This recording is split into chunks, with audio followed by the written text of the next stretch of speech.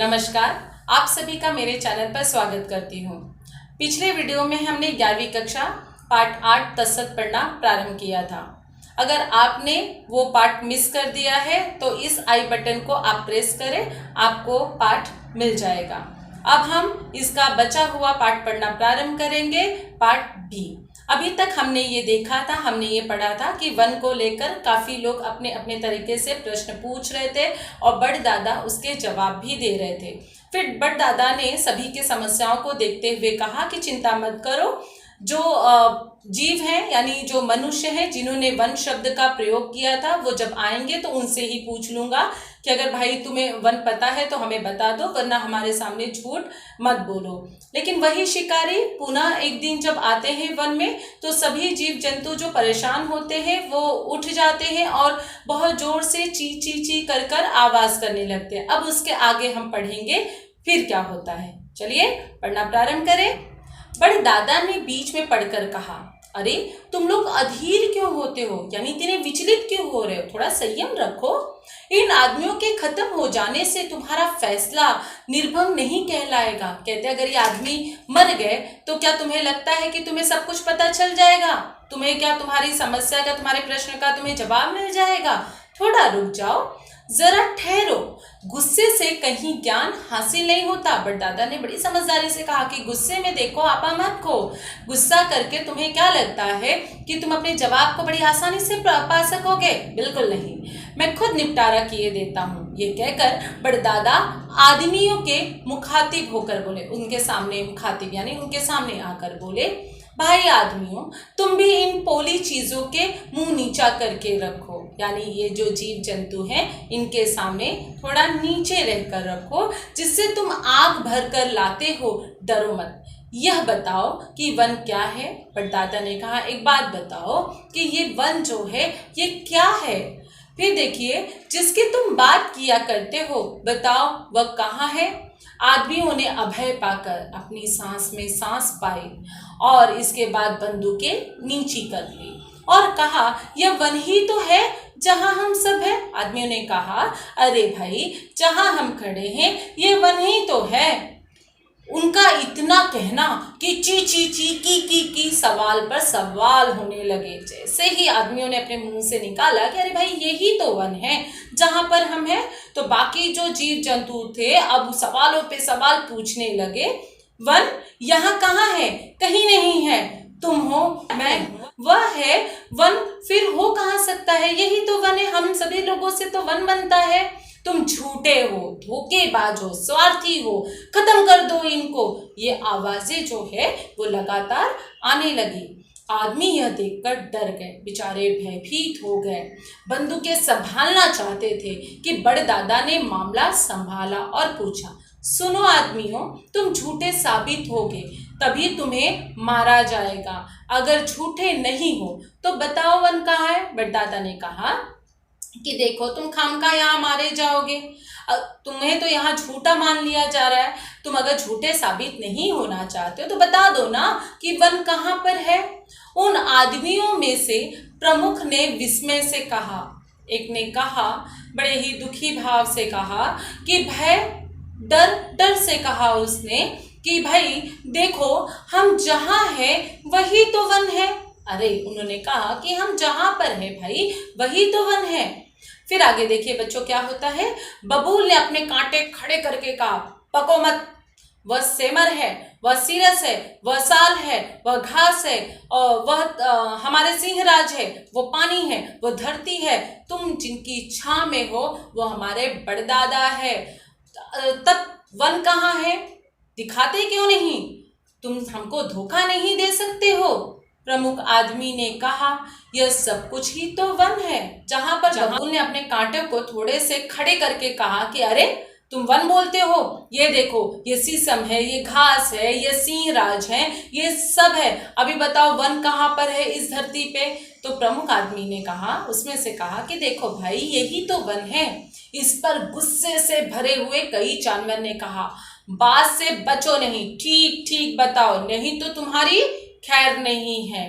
बेचारा आदमी क्या कहे। परिस्थिति देखकर वे बेचारे जान से निराश होने लगे। अपनी मानवीय बोली अब तक प्राकृतिक बोली में बोल रहे थे। एक ने कहा, यार कह क्यों नहीं देते कि वन नहीं है, देखते नहीं किन से पाला पड़ा है। दूसरे आदमी ने कहा अपनी जान बचाते हुए, अरे यार कह दो कि वन है ही नहीं, कम से कम जान तो हमारी बच जाएगी। कैसे लोगों से पाला पड़ गया जिसको पता नहीं कि वन क्या है, हम ही लोगों से तो वन बना हुआ है। दूसरे ने कहा, मुझे तो कहा नहीं जाएगा। दूसरे ने कहा कि देखो भाई, मुझे ना इन लोगों से तो कहा नहीं जाएगा। तो क्या मरोगे? सदा कौन जिया है, इनसे इन भोले प्राणियों से बुलावे में कैसे रखूं। अब एक ने कहा, तो क्या मरना चाहोगे? लेकिन दूसरे ने कहा कि सदा कौन जिया है, कौन यहाँ पर अमर हुआ है, और इन भोले प्राणियों से कैसे मैं इनको छलावे में रख दूं। यह कहकर प्रमुख आदमी ने कहा, भाइयों वन कहीं दूर नहीं है, हम सबसे बाहर नहीं है, आप लोग वहीं पर हो। इस पर फिर गोलियों की, सवालों की बौछार उन पर होने लगी। क्या कहा, मैं वन हूं? तब बबूल कौन है? सबने कहा, तो हम वन है तो ये बबूल कौन है? झूठ, क्या मैं यह मान लूं कि बांस नहीं, मैं वन हूं? मेरा रोम रोम कहता है कि मैं बांस हूं। बांस ने कहा, तो क्या मैं ये मान लूं कि मैं वन हूं? मेरा तो रोम रोम बांस है। और घास ने कहा, क्या मैं घास नहीं हूं? फिर शेर ने भी कहा, क्या मैं शेर नहीं हूं, मैं वन हूं। और सांप ने भी कहा, क्या मैं सांप नहीं हूं, मैं वन हूं।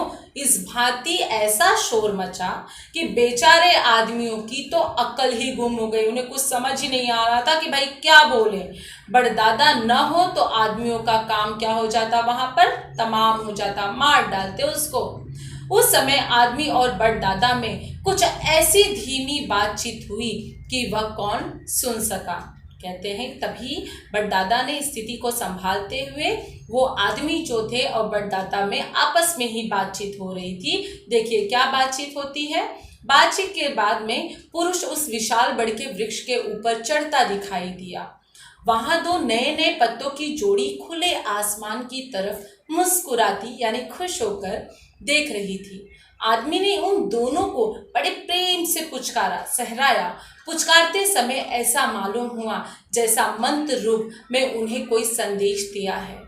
वन के प्राणी यह सब कुछ स्तब्ध भाव से देख रहे थे, यानी एक टक लगाकर चुपचाप से ये सब देख रहे थे। उन्हें कुछ समझ नहीं आया कि ये सब क्या हो रहा है। देखते देखते पत्तों की वह जोड़ी उद्ग्रीव हुई, यानी वापस से वो पूरा तरह से हरी भरी हो गई, मानो उन्हें चैतन्य भर आया हो। उन्होंने अपने आसपास और नीचे देखा, जाने उन्हें क्या दिखा। वह कांपने लगे। उनके तने में लालिमा व्याप्त हो गई। कुछ क्षणों के बाद मानो एक चमक से चमके, जैसे कि उन्होंने खंड को कुल कुल में देख लिया हो। कुल है, खंड कहाँ है। आदमी अब नीचे उतर आया था और वनचरों के समक्ष खड़ा था। पर दादा ऐसे स्थिर शांत थे मानो योग मग्न हो। सहसा उनकी समाधि टूट गई हो, वे जागे हो, मानो उन्हें अपने चरम शीर्ष में कोई अनुभूति प्राप्त हुई हो। उस समय सब और संपन्न मौन व्याप्त था, सभी लोगों में चुप था, एकदम चुप सब थे। उसे भंग करते हुए बड़दादा ने कहा, वह है, कहकर वह चुप हो गए। साथियों ने दादा को संबोधित करते हुए कहा, दादा, ओ दादा। दादा ने इतना ही कहा, वह है, वह है। कहाँ है, कहाँ है? सब कहीं है, सब कहीं है। और हम नहीं, वह है। ये जैनेन्द्र जी की कहानी से भाग 3 से। इस पाठ का तात्पर्य है कि मनुष्य अगर पेड़ों को प्यार करे, पेड़ों को सींचे, तो वो पूरी तरह से हरी हो जाती है। लेकिन मनुष्य वही है निष्ठुर कि अपने स्वार्थ के लिए वो दूसरों को हानि भी पहुंचा सकता है। तो इस पाठ का सारांश ये निकलता है कि आप चाहे जीव हो या प्राणी हो या पत्ते हो या जंगल हो, आपको उसे प्रेम करना चाहिए और इसी तरह उसे बनाकर रखना चाहिए। ये हमारा उत्तरदायित्व है, ये हमारी जिम्मेदारी भी है। अब आपके समक्ष स्वाध्याय इस पाठ का देख रहे हैं, जहाँ पर आप देखिए आकृति पूर्ण कीजिए। तो आपके समक्ष प्रश्न दिया गया है, उत्तर भी है, इसे देखकर नोटबुक में लिख लें। शब्द संपदा दी गई है, पर्यायवाची शब्दों की संख्या लिखिए। तो बादल का जैसे यहाँ पर आप देख रहे हैं पर्यायवाची शब्द 3 है, तो ऐसे ही करके भौरा, धरा, अर्णय, अनुपम का दिया गया कितने कितने पर्यायवाची शब्द है मैंने लिख दिया है, आप इसे देखकर अपने नोटबुक पे लिख लें। अगला स्लाइड देख लीजिए स्वाध्याय का।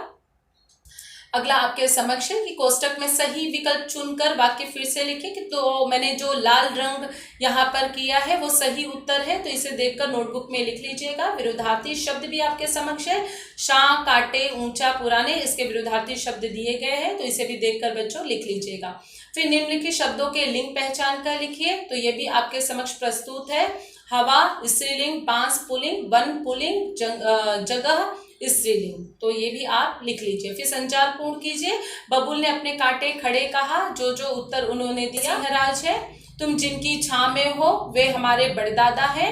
फिर तब तुम्हारा वन कहाँ है, तुम हमको धोखा नहीं दे सकते। अगला हम देख लेते हैं स्लाइड। निम्नलिखित वाक्यों के कोष्टक में सूचित काल के अनुसार लिखिए, तो यह आप देखिए आपका व्याकरण विभाग है, तो यहाँ पर काल्य परिवर्तन दिया गया है, प्रश्न दिया है, उसके उत्तर भी नीचे लिख दिए गए हैं। मुहावरों का अर्थ भी आपके समक्ष है, तो अर्थ भी लिखा है और उसका वाक्य भी दिया गया है, इसे भी देखकर आप लिख लीजिएगा। फिर भाववाचक संज्ञा देखिए, भाववाचक संज्ञा भी आपके समक्ष दिया गया है, तो इसे भी देखकर आप ध्यान से लिख लीजिए। अगला स्लाइड देख लीजिए। फिर निम्नलिखित शब्दों के विशेषण रूप बनाइए, तो विशेषण रूप बनाकर आपके समक्ष लिखा गया है, इसे देखकर लिख लीजिएगा। वाक्य शुद्धिकरण के प्रश्न दिए गए हैं और सही से उसका उत्तर लिखा गया है, इसे भी देखकर लिख लीजिए। फिर जानकारी दीजिए जयंत कुमार की कहानी की विशेषता, तो इसके भी उत्तर आपके समक्ष प्रस्तुत है। अगला स्लाइड देख लेते हैं। इसके बाद में तत्सत कहानी में क्या इसका संक्षेप में आपको लिखना, बड़दादा। फिर आपको तत्सत कहानी से क्या आपको इसमें पढ़ने के लिए मिला, इसका निष्कर्ष आपको लिखना है, तो संक्षिप्त रूप से लिखना है, तो ये आपके समक्ष प्रस्तुत है, इसे भी आप देखकर लिख लीजिए। अगला फिर टिप्पणियां लिखिए, तो सिंह करके दिया है, ये भी आपके समक्ष प्रस्तुत है, इसे देखकर भी लिख लीजिए। जंगल बचाओ इस विषय पर अपने विचार लिखिए, तो इसके भी उत्तर आपके समक्ष है, इसे भी देखकर ध्यान से लिख लीजिए। अगर आज का मेरा वीडियो आप सभी को पसंद आया हो तो आप मेरे चैनल को लाइक करें, शेयर करें और हाँ, सब्सक्राइब करना बिल्कुल भी ना भूलें। इसके साथ बेल आइकॉन नोटिफिकेशन को भी जरूर प्रेस करें, ताकि जब भी वीडियो अपलोड करो सबसे पहले आपके पास। डॉक्टर निशा मिश्रा आप सभी से अलविदा लेती हूँ, फिर मिलती हूँ अपने नए वीडियो के साथ। तब तक जय भारत, जय हिंद, स्वस्थ रहें।